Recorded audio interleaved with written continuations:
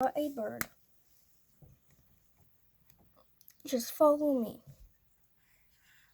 Write a 2 and another 2 attached to it. Then just do a half circle and triangle, and then you're just going to do a little line.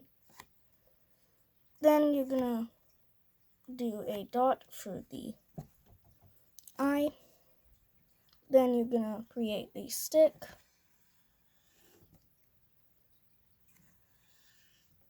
And then you're going to bring this down.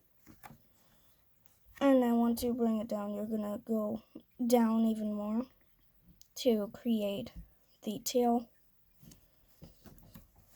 And that is how you draw a bird. Make sure to like and subscribe for more videos. Bye.